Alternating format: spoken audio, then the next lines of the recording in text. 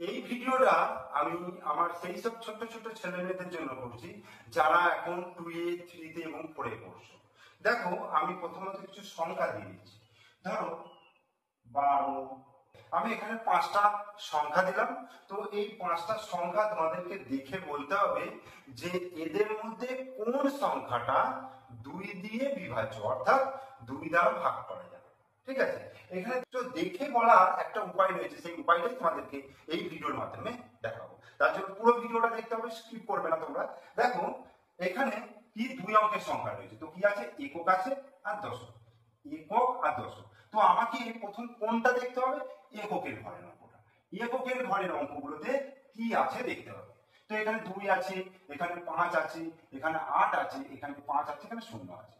তো যে সমস্ত সংখ্যার এককের ঘরের অঙ্ক 0 থাকবে, 2 থাকবে, 4 থাকবে, 6 থাকবে আর 8 থাকবে। এই যে 5টা সংখ্যা লিখলাম, 0, 2, 4, 6, 8, এই 5টা সংখ্যা যে সংখ্যার এককের ঘরে থাকবে সেই সংখ্যাগুলোকে 2 দিয়ে ভাগ করা যাবে, অর্থাৎ 2 দ্বারা বিভাজ্য হবে। তাহলে প্রথম সংখ্যাটা দেখো, 2 আছে এখানে এককের ঘরে, তাহলে এটা 2।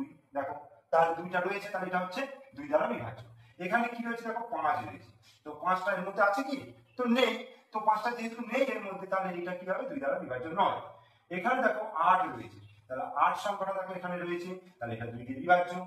আর কি আছে, এটাতে দেখো 5 রয়েছে, এর মধ্যে নেই, তাহলে এটা 2 দ্বারা বিভাজ্য নয়। আবার এখানে 30, এখানে 0 রয়েছে, তাহলে এটাও দেখো 0 রয়েছে, তাহলে এই অঙ্কটা 2 দ্বারা বিভাজ্য।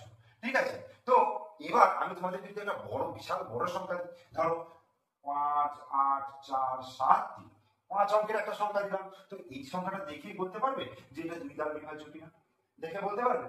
হ্যাঁ, অবশ্যই। আমি যে টেকনিক শিখেছি সেই টেকনিক ফলো করো। আমায় কি দেখতে হবে, এককের ঘরের অঙ্ক, অর্থাৎ এককের ঘরে কি আছে, 3 আছে। তাহলে এখানে 3 আছে কি, 3 নেই, তার মানে এটা 2 দ্বারা বিভাজ্য নয়। আচ্ছা, আমি যদি ধরো আরেকটু বড় করে দিলাম, ধরো এখানে একটা 4 নিয়ে নিলাম। এবার দেখো 5, 8, 4, 7, 3, 4। ঠিক আছে, তাহলে 4 সংখ্যাটা কি আছে এখানে, এককের ঘরে 4টা কি এর মধ্যে রয়েছে, তাহলে কি বলবো, এই সংখ্যাটা 2 দ্বারা বিভাজ্য। তাহলে তোমরা বুঝতে পারলে যে 2 দ্বারা বিভাজ্য হওয়ার শর্ত কি। তাহলে যে সমস্ত সংখ্যার এককের ঘরের অঙ্ক 0, 2, 4, 6 এবং 8 থাকবে, তারাই কিন্তু 2 দ্বারা বিভাজ্য হবে, সেটা যত বড় সংখ্যাই হোক না কেন। তোমরা শুধু দেখবে এককের ঘরের অঙ্কটা। ঠিক আছে, আশা করি তোমরা বুঝতে পারবে। ভিডিওটা যদি ভালো লাগে তাহলে অবশ্যই লাইক করে দিও, কমেন্টস করো আর শেয়ার করো। আর তোমরা আমার চ্যানেলে নতুন দর্শক হলে অবশ্যই চ্যানেলটিকে সাবস্ক্রাইব করে দিও।